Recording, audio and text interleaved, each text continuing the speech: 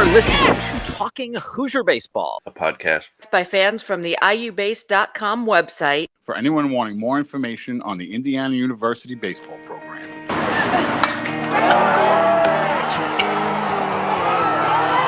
To see my baby in her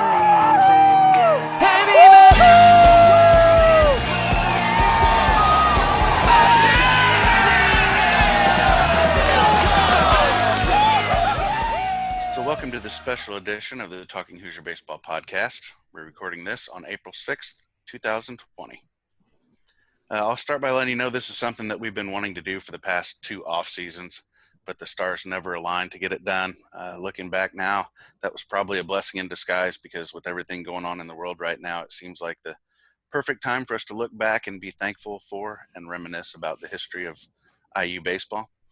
So I'd like to welcome you to the IU Baseball All-Time Fantasy Draft. I'll be your host for this draft, and I apologize in advance for that, but I promise you that we couldn't have assembled a more knowledgeable foursome to participate in this draft. Drew made a blind draw last evening to choose our drafting order, and I knew I should have recorded it because he drew the 2 Talking Hoosier Baseball participants instead of our guests. So, of course, he didn't let me down with that. So choosing first tonight is our own stats guru, Cassidy Palmer. She's a 2-time IU alum with a bachelor's in political science and master of public affairs degree in the policy analysis health policy. She began following the baseball program when she arrived on campus and could watch them at Sembauer Field from her Briscoe dorm room. Her junior year, she was added to the event services staff and worked every home game, including the regional that was hosted that year. In grad school, she really got into data analysis and wanted to try out playing with her own data, and chose to combine that with her love of IU baseball. She currently lives in Missouri, but as you know, she keeps close tabs from afar. So thanks for being with us tonight, Cass. How you doing? Oh, doing good. Stuck at home, so perfect time to do this. Yep. All right, second pick, we'll go to Carl James. Of course, you all know Carl is IU Baseball's master, or IUBase.com's master of the RPI, and amateur bracketologist. Carl is an IT support manager living in Bloomington. Carl makes his baseball bracketology real-time predictions using a program that he wrote in Python. It correctly predicted 30 of 33 at-large bids in last year's tournament, including 15 of the top 16 national seeds. Indiana's seed and regional assignment in the tournament was also correctly predicted by Carl. So welcome, Carl. How you doing tonight? I'm doing great. Looking forward to it. All right, third pick is going to go to Jeremy Gray, a name every IU sports fan should recognize, but even if you don't, I guarantee you've seen him at every type of IU sporting event you've ever attended. Jeremy is the Senior Associate Athletic Director and truly a passionate fan of everything IU sports. On the baseball side of things, he was PA from 2002 to 2008 and did play-by-play on the radio from then until 2014. Jeremy was the one responsible for getting IU baseball on the air and later hired Greg Murray. So, from the IU base crew, we're all very thankful for that. Thanks for joining us tonight. Welcome. Good to be here. And it's going to be tough being the guy with the lowest math score on the SAT in this draft here. I think I'm at a disadvantage. I think you've had quite a bit of experience head-to-head or at the game, so you might be able to make up for it with that. There you go. So our final guest grew so tired of having to look up box scores of former Hoosiers that have since moved on to the pros that he decided to start a Twitter feed to serve Hoosier Nation. Since 2013, Pro Ball Hoosiers has tracked hundreds of pro athletes in all sports after leaving Bloomington.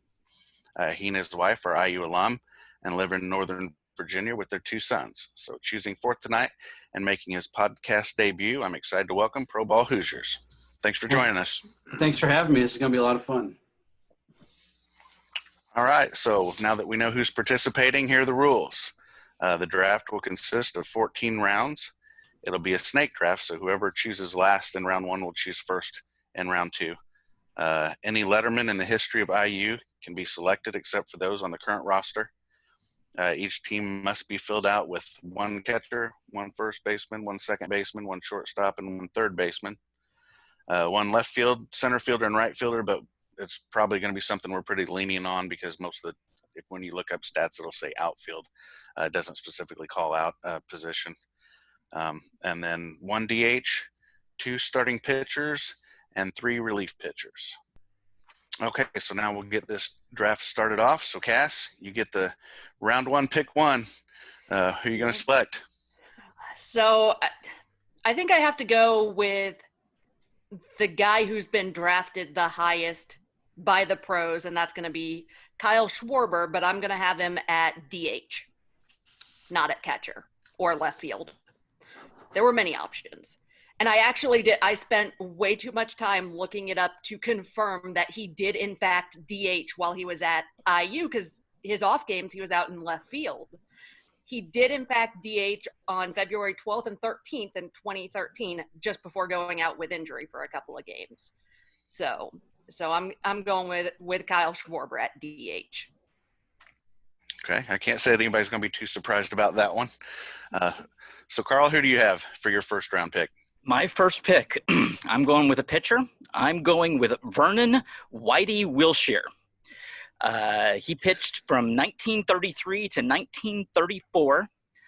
Number 1 in career and single season ERA in the history of Indiana baseball. He had a 1.12 career ERA, a 1.10 single season ERA. He's also tied for the most strikeouts in a single season with 109. He spent 3 years with the Philadelphia Athletics and got 10 wins in the pros. So that is Vernon Wilshire. Okay, I'm not going to say the same thing that I did on Cass's pick. I don't think anybody probably expected that one. It's a solid pick, Carl. Yeah, if I could actually chime in on that, Kit Klingelhofer is our longtime SID. He headed sports information for 30 years. And as great as the Tracy Smith teams got, he would always go back to Whitey Wilshire, saying he was a Mount Rushmore figure. And maybe prior to that era, Ted Kluszewski is going to get drafted in this at some point in time. But prior to that era, he was maybe the singular figure on the mound for Indiana baseball. So that's a phenomenal pick. And I'm going to go with another pitcher. And, maybe they split in the regular season.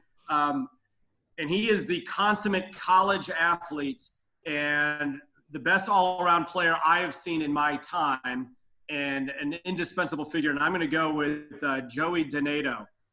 Just a remarkable force on the mound, just about a guaranteed Friday night victory for 4 straight years, a leader, and you could even put him in the outfield if the roster gets thin late in the year because he was a phenomenal defensive player as well. And the best pickoff move at any level of baseball that I have ever seen. Very solid pick. So, Pro Ball, you get to wrap up round 1. Who are you going to go with? So since I am Pro Ball Hoosiers, most of my draft picks are going to have some kind of professional lean to them just because that's my niche and that's what I know best. So my 2 picks my first 2 picks are actually still on the board. I'm going to go number 1 with Ted Kluszewski. To me, it's a clear number 1 pick. 4-time All-Star. He's the all-time leader among Hoosiers in the pros in games, runs, hits, doubles, home runs, and RBIs. So that's going to be my clear number pick. He's a first baseman. All right, now you get to kick off round 2. So who are you going to go with for your second pick? So my second pick, you know him as a second baseman in the pros, but at IU he played shortstop. Mickey Morandini is my second pick. He's the leader in IU's in the major leagues in triples and stolen bases, and he's second in games, runs, hits, doubles, and RBI. So, Jeremy, you're back up with your second round pick. I promise I'm not just picking people I know throughout this draft, that I will go before 2002 at some point in time. But if I had to pick the most important IU baseball player ever, this would be my choice. He was the first great one to say yes. He brought the profile to the program. And since Schwarber's off the board, I got to have a catcher. And I'm going to go with kind of the guy who got this modern era started, and that's Josh Fagley. Okay, so, Carl, your second round pick? Yes, I am going to pick IU's all-time career hitting leader, career .404 average. In 1929, he hit .541. This is Paul Hooch Harrell. Hooch was, in addition to being just a phenomenal baseball player with just enormous numbers, He was also the coach of the Hoosiers from 39 to 47. He was the athletic director for Indiana from 48 to 54. And he, after that, had a key role in some little facility things, the golf course, Memorial Stadium, Assembly Hall. So he's got a huge history with the program. And of course, 404 lifetime hitter. So Hooch Harrell. What position, Carl? Third base. All right. And to finish off the second round, Cass, who's your pick? I'm gonna go with a starting pitcher. I'm gonna keep with the Kyle theme and snag Kyle Hart. And he's one. Watching him play was just always fun. I remember distinctly. I don't remember the game, but Kyle was on the mound and he fielded. We'll call it an adventurous pop-up right at the mound, and everyone was yelling at him because Luke Miller was right there to call him off. And then a few innings later, this almost the same spot, Luke very loudly called him off, and Kyle looked disappointed at that. And I remember that. I remember him going out into the outfield against Purdue, of all teams, out to center field and made some catches out there. So that was impressive. I love that the first two pitchers on the list also did play in the outfield at least at one point. So Kyle Hart's my first pitcher. If I could chime in on Kyle Hart, when I used to call the games, my wife would want to know if I'd be home for dinner. And if Kyle Hart was pitching, I would say yes, because the games were an hour and 43 minutes. Yep. Oh, yeah. But I love that he's a high pick, not only because he had a great career, but he was the next guy to pitch in every single NCAA tournament game that we played en route to the College World Series. If Will Corson-Carr let one more runner on, Kyle Hart was going to be coming in. If we would have played the next day, Kyle Hart would have gotten the start. He never got that opportunity, but then shined the following year in the NCAA tournament. And he's just a great ambassador for the program and a great pitcher.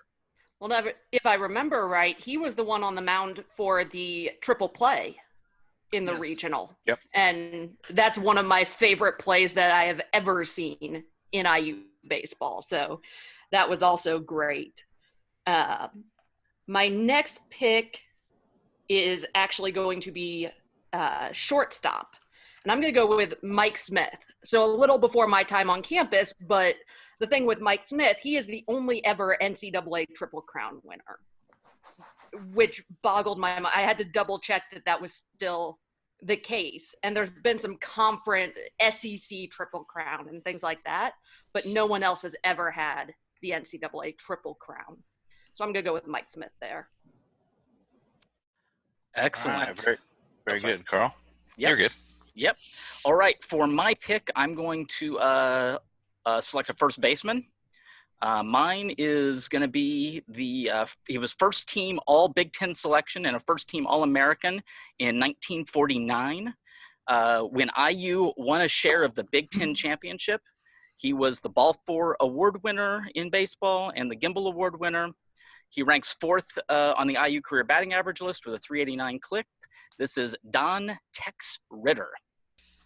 Don Ritter's a great pick, and I skew higher on peer review than I do on stats because the eras are so different with level of competition, the field of play, and the bats that were used. Even the BB Corps bats have changed over time in the short time they've been used. So Don Ritter being a first-team All-American, that's really impactful when the rest of college baseball felt that way about him. But I'm going to go with the same position, and I promise I'm going to pick somebody who's older than me at some point in time. People forget, it's an open debate on who is better, Sam Travis or Kyle Schwarber when they played at IU. He was the Big Ten MVP. If I had one at-bat with my life on the line and I had to pick one Indiana Hoosier to get a hit in that at-bat, an absolute stone-cold killer, Sam Travis is my pick. So Sam Travis is off the board. I'm kind of surprised it took that long, but like you said, that's the one guy since I've been able to consistently go to games that I that's the guy you knew was going to come through every single time. Mm-hmm. All right, Pro Ball, you're up. Okay, some of these players you're not going to know who they are just because they may not have been stars at IU or in the Big Ten, but their pro career, they kind of got better as they became pros. My number 3 person on my board is Pinky May, a third baseman. He was a one-time All-Star, excellent at third base. I think he led the National League in defensive fielding percentage 5 times. He's third among IU Hoosiers in the pros in hits, doubles, triples. Really a great overall player, Pinky May, as a third baseman.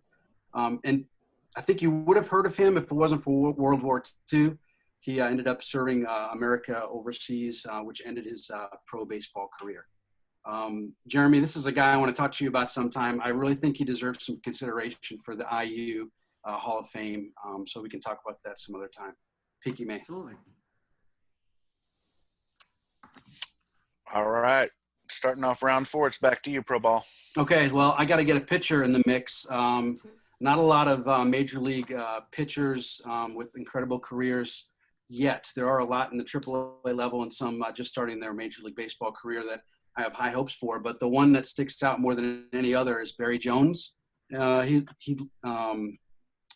see here. He leads the majors among Hoosiers in appearances, innings pitched, and strikeouts. He's at exactly 250. So Barry Jones is my number 1 starter.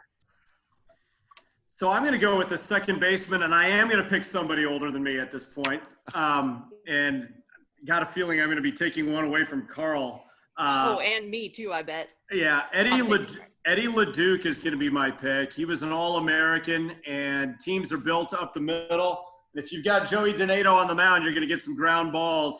So you want to stand out second baseman. So Eddie LeDuc is my pick there. We have, prior to the Tracy Smith era, there were not a lot of All-Americans when you look at the history of IU baseball, and Eddie LeDuc was one of them, and to have one up the middle, I think would portend well for my team. My next pick is going to be a shortstop, and that will be William Dorsey Kite, K-I-G-H-T. In 1925, he led the Big Ten in hitting on the team's first Big Ten championship team. I'm going to go over to the hot corner and finish off the batting trio from the World Series trip. I'm going to take Dustin DeMuth. He was I don't know that I've seen someone more sure-handed over there at third base. We've had some pretty good ones. The one who was right up there with him for me was Brian Wilhite. While he finished his career at shortstop, Brian was great at third as well. But Dustin was just great over there. He rarely committed errors, and he had the solid bat. He wasn't as big a power hitter as Sam and Kyle, but he was another one. When you needed a hit, he was there to do it. So I'm gonna take third base, finish that one off there. And then I'm going to go into the outfield for the first pick of the next round. And I am going to take Matt Gorski in center field. He was just phenomenal. The speed and the arm strength from center field. He could throw a strike to the catcher from center field. So I'm going to go with Gorski as my center fielder. You've probably detected a theme with my picks up to this point, but the position of designated hitter doesn't necessarily work well with that theme, so that does require some extending of time frame. And Talking Hoosier Baseball has a hitting award that we've named after this player who is currently in the major leagues. Alex Dickerson. He was the 2009 freshman All-American DH first team, but of course he just had a phenomenal career at the bat for the Hoosiers. And then to see what he's done in the pros, which, it felt like his career was almost over, and then he comes and has his greatest year, at where he's at in his career just last year with the Giants. I'm picking Alex Dickerson as the designated hitter. If I can share about Alex Dickerson, that's the best individual year I've seen by an Indiana player. He just was absolutely dominant. But the most impressive thing he ever did that year was a round of batting practice at Minnesota in the Metrodome. where he started parking every ball. It was going into the upper deck. And I promise you this, Seth Rosine, who is the ace of Minnesota, got out of the dugout and stood on the field as Dickerson was hitting home runs and was just laughing. And Dickerson hit one off of the banner of Kirby Puckett dangling from the ceiling. Now, I know those were the old bats. I get it. It's the most impressive display of raw power I've ever seen. And he's a tremendous guy. And he's somebody you got to get as a guest sometime, because when you hear him talk about hitting, he's kind of got that scientific Ted Williams, Tony Gwynn thing when he breaks down how he recognizes pitches and all that. Tremendous pick, Carl. All right, back to you, Jeremy, for your pick for the 5th round. So for the 5th round, now that Dickerson was taken and I desperately thought I was going to get him to slide to that point in the draft, got to look at a third baseman, and I'm going to go with Vasily Spanos at third. He had a tremendous career. He was kind of a little bit like Larry Holmes, who was kind of at the wrong time. He was in between Mike Tyson and Muhammad Ali. Vasily was kind of in some IU Big Ten teams that struggled before the Tracy Smith area, but he had a remarkable career. He also competed for the Greek national team and won a lot of honors and could really hit. So he's going to be my third baseman. Okay, I'm going to go with the guy who had a good major league career. He was 11 years in the majors. He had exactly 200 hits. He played a few positions, definitely played this position at IU. I'm going to go with John Wayner as an outfielder. Mm-hmm. John Wayner, outfielder, is my next pick. Okay, so now we'll do a recap of where we are so far through the first 20 players of our fantasy draft. The first round, Cass got to choose first, and she chose Kyle Schwarber. Carl went second and picked Vernon Wilshire. Jeremy picked Joey Donato third, and then Pro Ball picked Big Clue with his first pick in round 1. As far as where our teams stand right now, Cassidy has Kyle Schwarber at DH, Kyle Hart as her first starting pitcher, Mike Smith as her shortstop, Dustin DeMuth as her third baseman, and Matt Gorski as her center fielder. Carl's team right now is Vernon Wilshire as a starting pitcher, Paul Hooch Harrell as a third baseman, Don Ritter at first base, William Kite at shortstop, and Alex Dickerson at DH. Jeremy's team so far has Joey Donato as the starting pitcher, Eddie LeDuc at catcher, Sam Travis at first base, Eddie LeDuc at second base. Uh-oh, I messed up. What did I do? So round 2, I had Fagley. Dadgummit. How did that transposed up to the other one? Dadgummit. All right.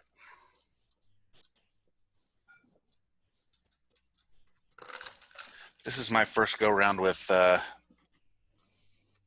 Google Sheets instead of Excel. So, okay, so we'll start Jeremy's again. Okay, so Jeremy's team has Joey Donato as the starting pitcher, Josh Fegley as the catcher, Sam Travis at first base, Eddie LeDuc at second base, and Vasily Spanos at third base. Pro Ball has Big Clue at first base, Mickey Morandini at shortstop, Don Ritter at Pinky May at third base, Barry Jones as the starting pitcher, and John Wayner in the outfield. All right, so now that we've recapped our first 20 taken in the draft, we'll move on to round 6, and Pro Ball, you get us started on this one. Okay, I'm going to go with another pitcher here. Again, wasn't a standout at IU, but had a great professional career. He was a 37th round draft pick, but he ended up having the second most innings pitched, strikeouts, and wins for a Hoosier. He started 49 games in the pros, so he's going to be my second starting pitcher, Chris Peters.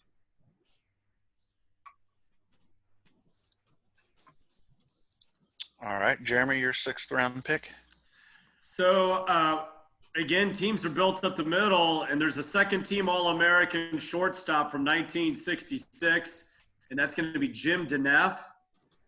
When you look at IU historically, shortstop has not always been the strongest position, right? Because it's the hardest position to recruit. But Jim Denef will be my pick. And with 2 All-Americans in the middle of the infield with the ground ball pitcher, I like my team. You're not taking the best available. You're actually building around your pitcher. That's good. All right, Carl. Yep. I'm going to take a catcher for my next pick. All-American in 1974 with a .313 batting average, 6 home runs, 39 RBIs. That catcher is Ken St. Pierre. He hit .249 one season in the White Sox minor leagues for his professional career. But he's in another All-American. So, Cass? I am also going to go the catcher route, and I am going to grab a guy who caught for my pitcher, for Kyle Hart, and go with Ryan Feynman. Those two worked really well together while both of them were at IU, so they are familiar with each other. I'm going with that. All right, very good. Just the best. He's the best dude ever. He's just a great leader. Yes. And frankly, you know, I'm the father of a Jewish baseball player, so anytime my son's got one of his own to cheer for, you got to pull for Ryan Feynman, who's rocking the Hanukkah sweater at the ugly Christmas sweater party. Yes. So I'm gonna go over to the relief pitchers. We actually haven't seen any of those yet, and I'm gonna take the all-time appearances leader for IU, and I'm gonna take Ryan Halstead on the back end. Especially when you've got a guy like Kyle Hart who could go forever and ever and ever. You might just need that guy for one inning at the end of the game. So I'm going to go with Ryan Halstead there. I hate to tell stories all the time, but Ryan Halstead, Tracy Smith had this thing on your first road trip if you're on the bus, and this includes athletic trainers. I had to do it. On your first trip on the bus, you had to answer whatever questions were asked by the rest of the team on a microphone at the front of the bus. So they asked Ryan Halstead, do you have any hidden talents? And he started freestyle rapping, and it was amazing. And then they played Coastal Carolina with Tommy Listella and those guys, and Halstead got in there and started kind of like flexing like this, and I'm like, he's the gangsta. So his nickname was the gangsta, and about 3 weeks later, his mom came up to me. She's like, hi, are you the broadcaster of the team? And I'm like, yeah. Well, I'm the gangster's mom. It was the sweetest thing. But Ryan Halstead, great player, and hopefully he gets his very long cup of coffee in the show and just he continues his pro career. Great guy. He's knocking on the door. He should be up. Whenever they start again, he should be up in the next full season, I would say. Yep.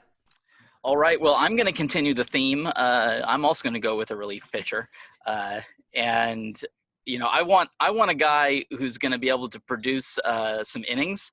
But on top of producing innings, can also produce a lot of appearances, 32 single season appearances in 2014, which was kind of an important year, a year that one of the, if not the best regular season year the team has had. That will be Scott Effross is my choice for relief pitcher. That was my next guy on the list for relief pitchers. And he was the mildest, meekest guy off the field, and then he would go on the field, and he was just completely psychotic. He would compete against anybody at any time. And that performance, I believe, was in 15, Lamonis' first year against Dansby Swanson and Vanderbilt at Vanderbilt. One of the best performances I've ever seen. And, you know, with the wind blowing out in that game in 14 where the home run was hit, I would have given the ball to Scott Effross every single time. Just an absolute bulldog competitor, and he will eat innings for you. And he's dropped his arm slot, and he's got a shot at the show too. Yeah. All right, I've built the infield. Got to look at another pitcher here. He had the best individual pitching season I have seen, and then parlayed that into a big draft day payday. But he struck out 109 batters.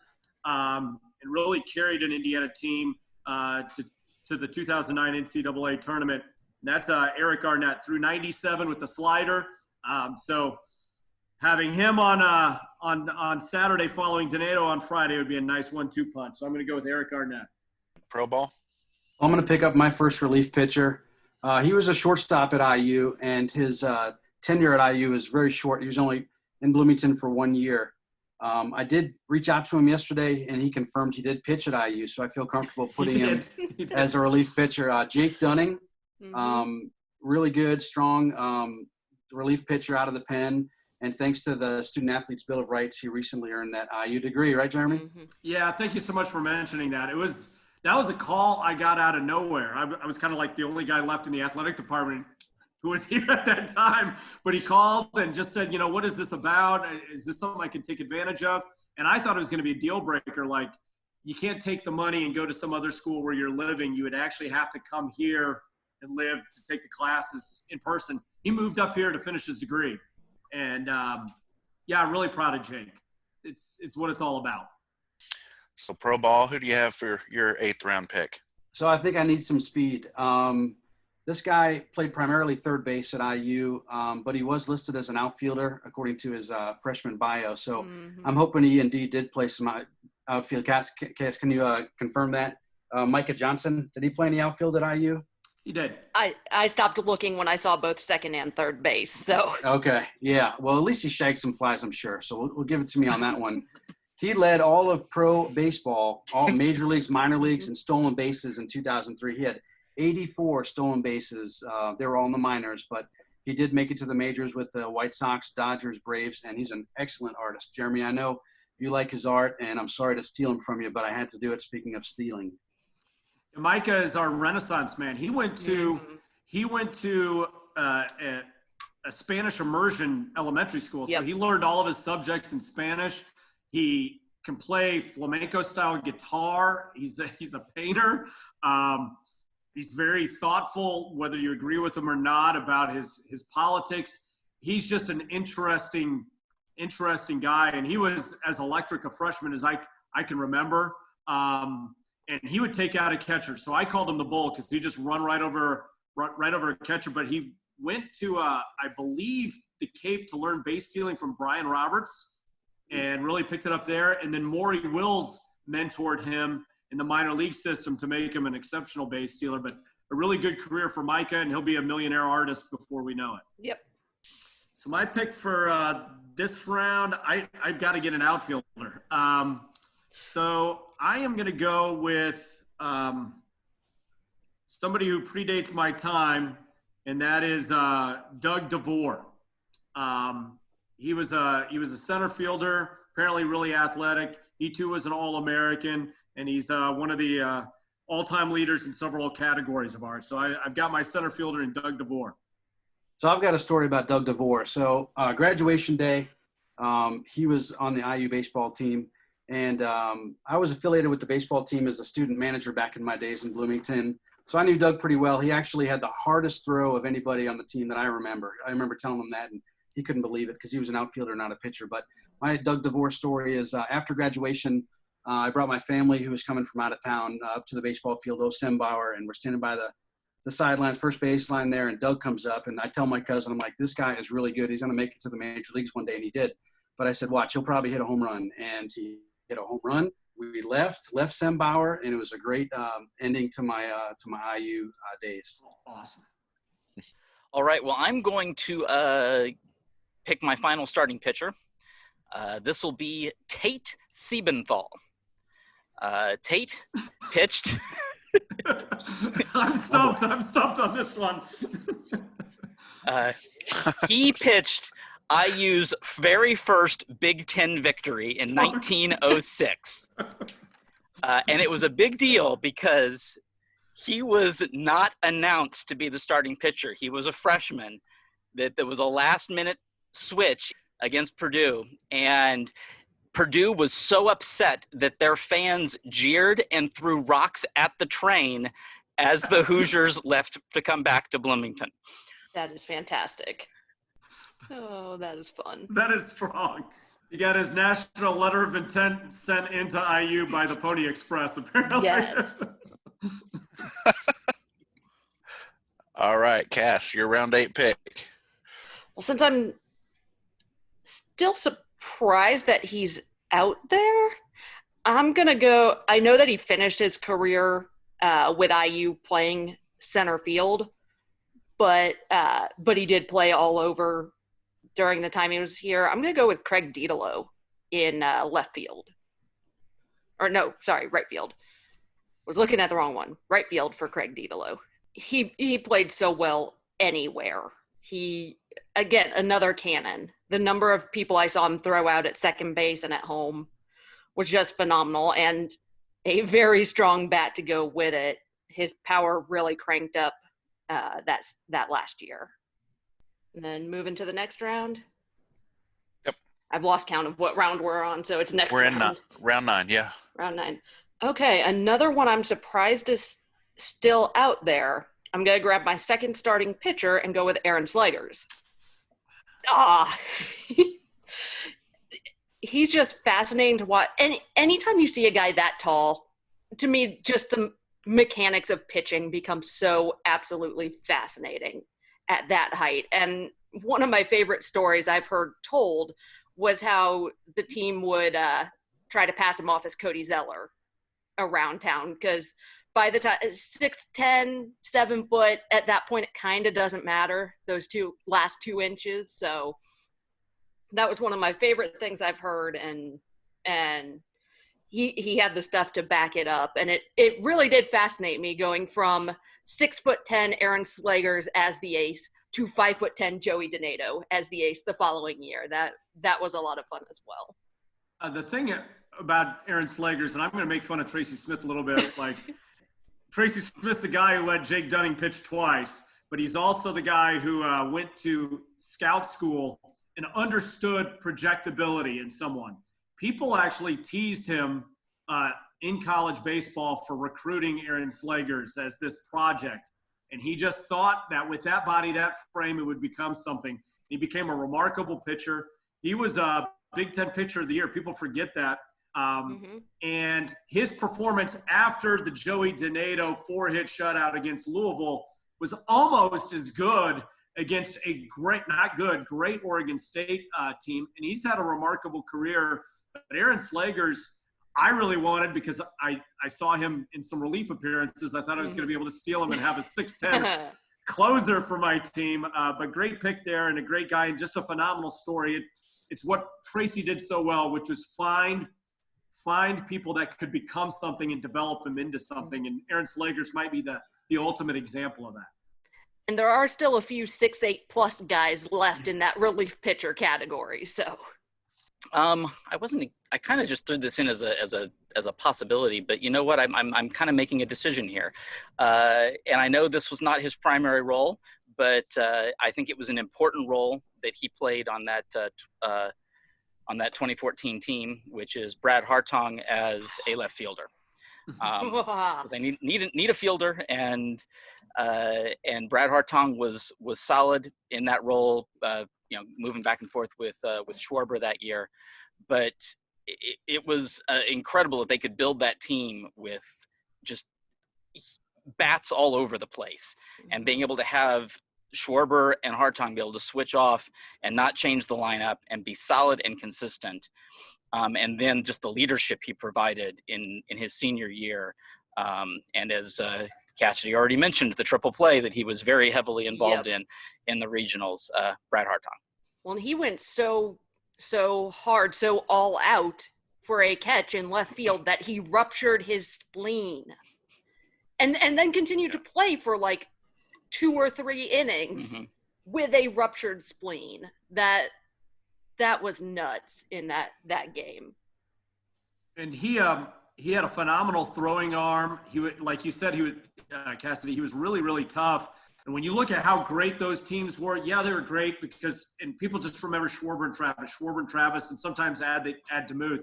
But those teams were loaded because Casey Smith would hit 310, and because Scott Donnelly was a doubles machine, batting 6th in the lineup, and because Brad Hartong was first team All Big Ten.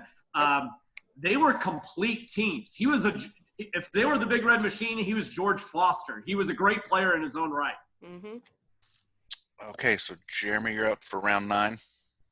I'm up for round 9. So I'm going to go with the relief pitcher, who I think is kind of underappreciated. because he got to pitch in the tiny ballpark that always blew out to right and center field, and because he had to go against the trampoline bats of the late 2000s. But he had a variety of pitches that if he would have been able to pitch in either the wood bat era or the BB core era, his accomplishments would have been even greater. He had a phenomenal changeup. He had his own pitch that he called the chair because the hitters would have to sit down after he threw it. I called his changeup a bumblebee because it just swirled around as it went to home plate. And I think he'd be a good change of pace now that I can't have Slagers as my closer. I'm going to go with Q. I'm going to go with Chris Squires as my closer. Yeah, Jeremy, last I heard on Chris Squires, he was actually playing professionally in Germany, which he must have been dominant over there. That's all I can say about that. Absolutely. All right, Pro Ball, you get to finish off round 9. Okay, I'm going to finish out my pitching staff as well. Another starting pitcher, probably the highest future star. At least he's the highest rated prospect in Major League Baseball right now. Jonathan Stever will be my next pick. He's pretty high in the White Sox system as far as being a future star. He was invited down to the spring training this year. I don't know if he got any work in, at least with the Major League team, but I think he's got a very bright future. So I'll take Jonathan Stever. Good pick. So now we need you to start off round 10. Okay, I'm going to pick a closer, and he's got the – let's see here. He's got the 7th lowest career ERA at IU, but he's probably known better for his bat. Matt Lloyd is going to be my final relief pitcher. I had him in both my DH list and my relief pitcher list, if that tells you anything about his ability.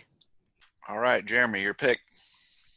Well, I'm going to go with the DH, as it hurts my National League loving soul, but I'm going to go with the DH. And if he was good enough to get hits off of Randy Johnson in the major leagues and Pedro Martinez, he's probably good enough to be on my team. He was first team All Big Ten as a DH, and that's Kevin Ory. Yeah, Jeremy, Kevin Ory was ranked 5th on my overall list, but I got Pinky May as a third baseman, so I think Kevin Ory is a really solid pick there. All right, I need an outfielder. I'm going to slate this as a center fielder. Played from 74 to 76. Mark Leash, Laesch. He was a big all Big Ten first team selection in 76. And then he also led the team in at-bats and runs scored in 75. So he had several solid years. And then as an interesting note, he went on to found a prominent college golfing tool called GolfStat. All right, Cass. I am going to finish up my outfield, and I'm gonna go. I really thought Brad Hartong was gonna make it back to me at that point, but I'm gonna go with Logan Sowers in left field. Just such a powerful bat, but also had the ability to field out there as well. So I'm going to go Logan, left field, finish off my outfield. And coming down to it, let's see. I'm also going to go ahead and snag first base. And this, I can't not make this pick after listening to him so long. I'm going with Roger Rodehaver at first base with some Roger Radio Network going. I had to do it. I did have Sam Travis and Big Clue up there as well, but I'm going to go with Roger Rodehaver for first base. Well, we will certainly get some listens in Mississippi after that pick. Yeah, I think we will. That's my favorite pick of the entire day, to have Big Raj on a lineup. Talk about a man who will say anything. And if you thought he would say anything on the air, you ought to be in a car ride. Gosh, I can't even imagine. I cannot imagine. Too cool. I just think he'll be ticked that he didn't make the top 40. All right, so Carl, pick number 42, second pick around 11. All right, I'm taking another relief pitcher. It wasn't his primary role, but he was a relief pitcher in a very key moment. And this is Jim McGee. In 1949, he was the team's ace pitcher as a starting pitcher. They made the NCAA tournament, and he was slated to pitch the first game. And he injured himself in the shower and was unable to throw his curveball. So he was slated to then relieve, and he threw 3 innings of scoreless relief. They lost the game, but he did throw 3 innings of scoreless relief in the NCAA tournament, and he was a star pitcher for the team, Jim McGee. All right, Jeremy. Actually, DeVore was a left fielder, so I need a center fielder, and I am going to go with Kennard Jones. Kennard Jones was first team All Big Ten in 2002. You look at his numbers and how well he played the field. Again, teams are built up the middle, and I think he'll do well for me out there in center field. All right, pro ball. Okay, I'm going to round up my infield and pick Sammy Esposito as a second baseman. In the Major League Baseball, he's top 10 among Hoosiers in hits, home runs, and RBIs. And just like my buddy Pinky May, he missed some time due to military service. Okay, your first pick around 12, pro ball. Okay, I'm going to go with an outfielder here. He's currently a coach in minor league baseball, Kevin Mahar. He made it to the majors with the Rangers, and that's my final outfielder. And he actually did color commentary with me for a couple of radio broadcasts in like 2009 maybe. Great guy, and yeah, remarkable career. And he looks like he could still throw 98. Well, good. All right, Jeremy, your pick.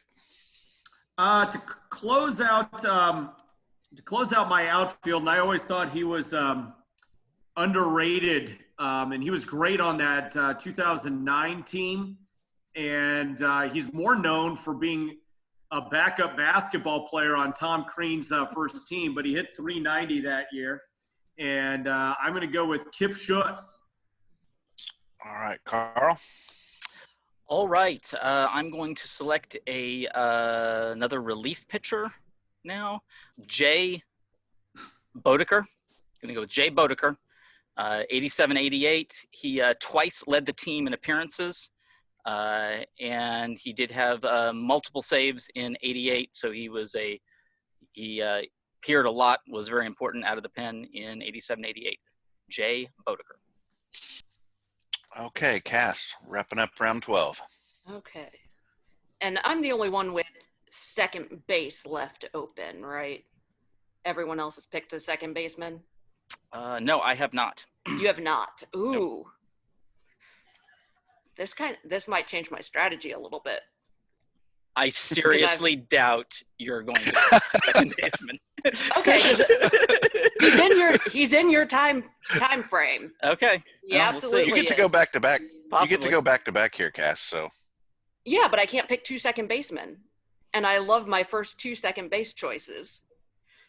So I may be wrong. Maybe you are going to pick mine. So I'm going to go it's a name that Hoosier basketball fans will very much recognize, as will Stanford basketball and baseball fans. I'm going to go second base Everett Dean. The amount of time I spent trying to figure out what position he played other than infielder was real fun. I ended up he played for both the baseball and basketball teams from 1919 to 1921. I had to go through and find the 1919 through 1921 Arbutus yearbooks to figure out what position he played.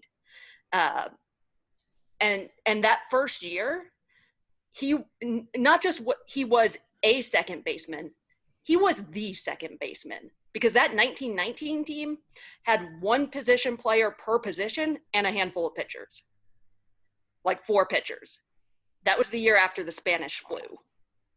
And he was good enough that the then Philadelphia Athletics offered him a contract for baseball. And this is at the same time as he's an All-American in basketball. He would go on to coach both IU baseball and basketball at the same time before doing the same thing at Stanford. He is actually the only coach to ever be inducted into both the baseball and basketball Hall of Fames. So I'm going to go with Everett Dean at second base, because why not? Very cool, Cass. Although I do have to give a shout out to Tony Butler. He was right up there too. I mean, Rawlings Gold Glove winner at second base, committed just 2 errors up the middle. Tony was very, very close there. Carl, how much does your soul hurt that she took Everett Dean? I mean, like if he was not my pick. Oh, Trust me, he was there. He definitely came up, but Yep. But I have something special picked out for that position. Okay. So. Well, I'm glad that I didn't take too much, but after spending so much time trying to find that, Mm-hmm. I had to go with Everett Dean. And so that finishes up my position players. So now for the next round, I've got relief pitchers. And I'm going to go with a guy who filled a whole bunch of roles while he was at IU on the pitching staff, and is also my only Hoosier to ever be drafted by the Cardinals. I'm going to go with Luke Harrison. He was he did anything that the coaching staff needed. You need him for long relief? Fine, I'll throw a bunch of innings. You need him to close? Okay, I'll do that. He even got the occasional spot start from time to time, mostly relief. But so I'm going to go Luke Harrison as a relief pitcher. I'll tell you a little thing about Luke Harrison as a person, and you're exactly right. He filled all sorts of roles. But inside the dugouts, they put some IU baseball luminaries on there, and they were trying to determine, who would fit in what spot, and there were some obvious choices. And I think Lamonis came to the determination that not only were Luke's accomplishments worthy, but he was one of those guys who bridged the gaps of all sorts of teams and eras of IU baseball, and that he was a real leader and the consummate teammate, and he wanted that represented in some way, and that the embodiment of it on the wall of the dugout would be Luke Harrison. And he just wanted to honor Luke for what kind of guy he was as well as a player. It's a good teammate guy. He and Michael Basil, the glue guys. Yes. All right, so I need a right fielder. So I am going to, like Cassidy, I'm going to pull someone who's well known. In fact, a lot more well known as a coach than as a player. But he was a Balfour Award winner as a player. He played another two-sport guy, played basketball and baseball from 1937 to 38. That would be Ernie Andres. Again, he's most known because he coached IU baseball from 48 to 73. So a 25-year run as the coach. That's my right fielder. IU icon, absolute icon. Yeah, and if we were picking managers, I'd probably pick Ernie as my manager because he's the only former major leaguer to be a manager at IU. Okay, Jeremy, you're up. Does everybody have their starting pitchers? Yep, I'm only missing a second baseman now. Okay. Yeah, well, I didn't want to do this to anybody unless they were all taken. I did get confirmation from Matt Brady, who's the only person on Carl James's level of looking through former box scores to find confirmation that he did come out in a relief role. And so I'm going to take him as a relief pitcher. He's kind of underrated now. From a pure stuff perspective, he's the best I've seen in an IU uniform, and that's Matt Bayshore. So I'm going to have Matt Bayshore as one of my relief pitchers. And his performance in the Big Ten tournament against a very good Minnesota team was nothing short of phenomenal en route to winning the Big Ten tournament. Okay, Pro Ball. Okay, I'm going to go with the DH, and who better to take as a DH than the person who led IU in hits. He's got the career record for hits, known as a first baseman, but I'm sure he played a couple games as DH at IU, Jared Sabrin. He also is fifth in doubles at IU, and I believe he's the last pro ball Hoosier to hit for a cycle in a professional game. He did that a few years ago when he was with the Indians organization. So my last pick will be the first Hoosier ever to play in Major League Baseball. He was a catcher, Mike Simon. He played 1909 to 1915. He was in the majors for 7 years, and he was a pretty good hitter at the Major League level. Mike Simon, catcher. Okay, Jeremy, your last pick. All right, I've got a lot of names crossed out here, so I've got to go with one more relief pitcher. I'm going to go with somebody quirky. I've got 2 power pitchers, one a righty, one a lefty. I've got 2 change-up pitchers in Donato and Squires. So I'm going to go with Belcher to give him something different as my final relief pitcher there. All right, Carl, your last pick. All right. I think there is something that's kind of missing out of all this, and that is the 19th century. So now, stats in the 19th century are a little hard to come by. Positions in the 19th century are a little hard to come by. But I did find a very specific position from a player from 1884. This gentleman played second base for the Hoosiers. And actually the only reason that we know he played second base was because of what he did later, which was the fact that he was president of Indiana University from 1902 to 1937, the only IU letter winner to ever be president of the university. Second baseman for the Hoosiers in 1884, William Lowe Bryan. And you thought you were going way back with Everett Dean, Cass. I like my chances against Carl's team in a real game.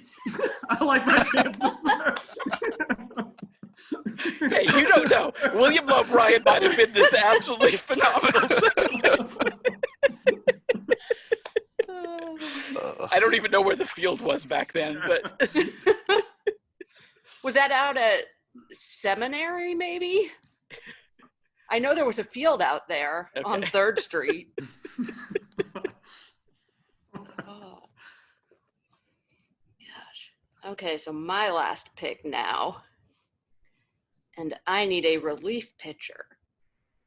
And I've got a whole bunch of options left. So it's a matter, I've got a versatile guy, I've got a closer. I'm going to go, well, Hoosier fans know him most recently as a starter, of course. I'm going to go with Paulie Milto out of the pen.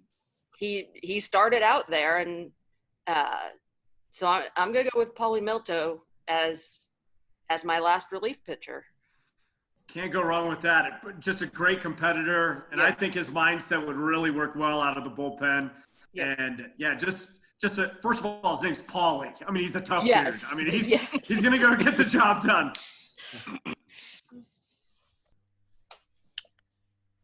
Okay, so now that we've finished up the draft, we'll pass it around to each person to lay out their team and recap who they picked. So, Cass, can you get us started on that?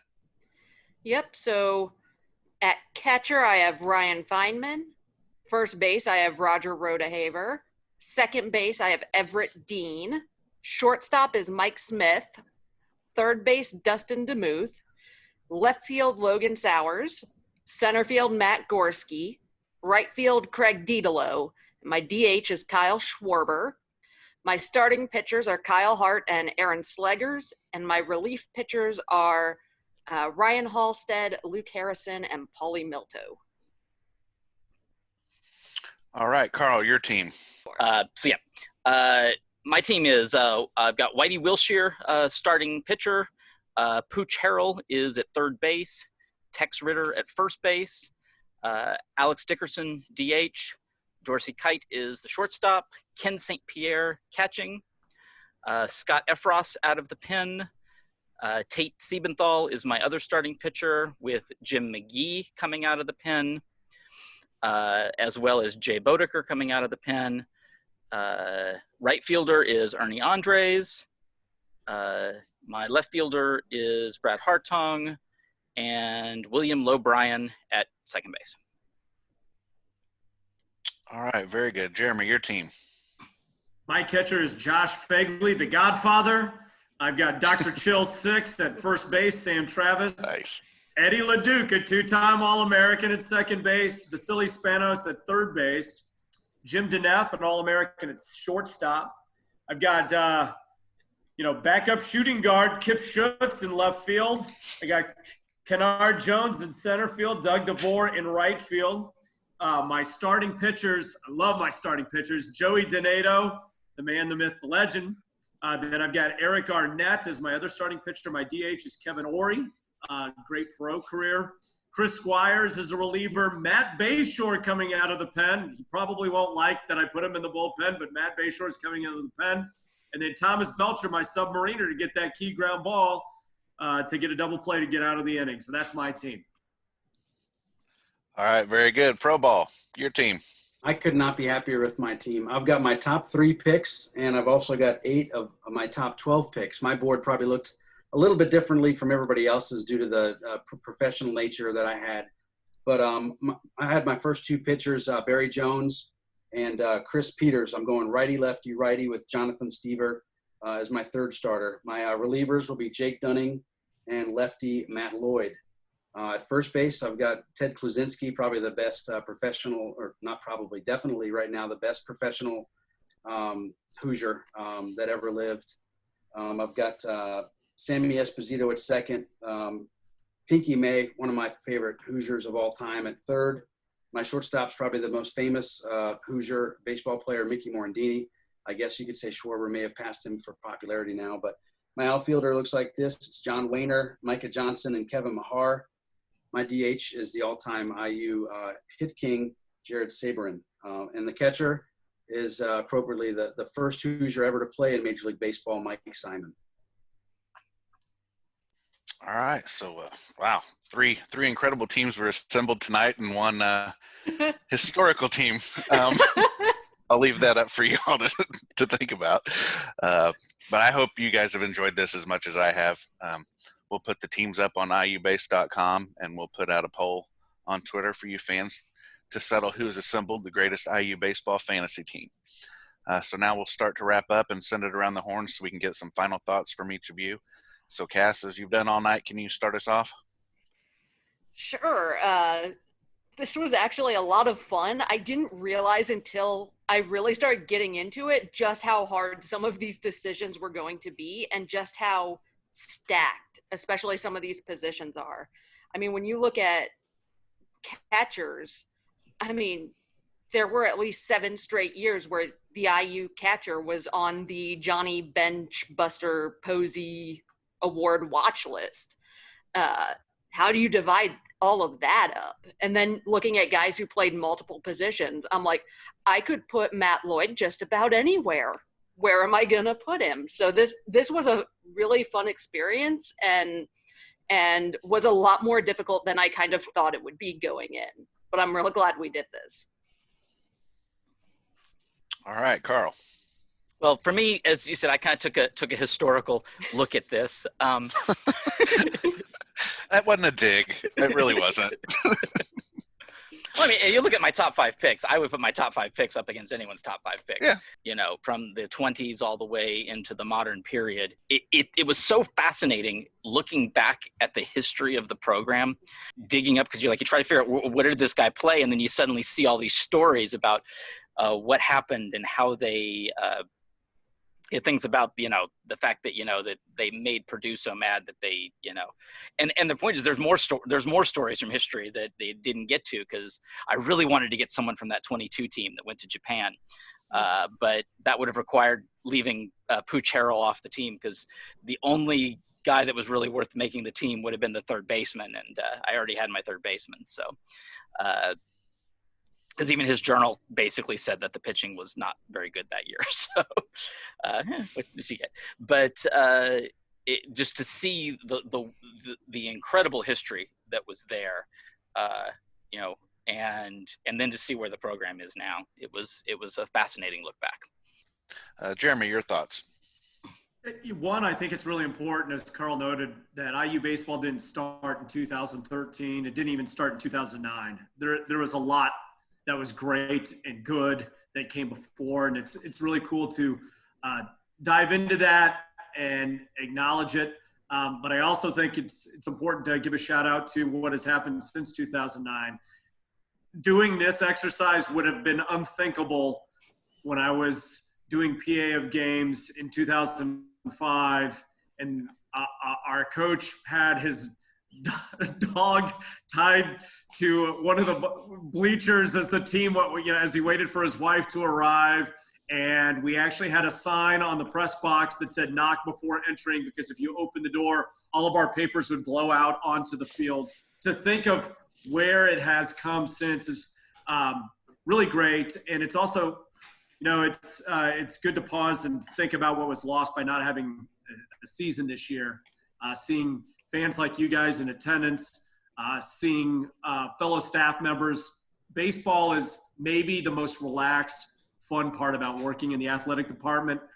As great as basketball and as fun as football is, it's an intense work environment. Where baseball, it's like we go there at 3:00 on a Wednesday afternoon pretending that it's work, and we get to see a lot of people and really connect with people. And to even do that virtually here tonight was a lot of fun. So thanks for having me.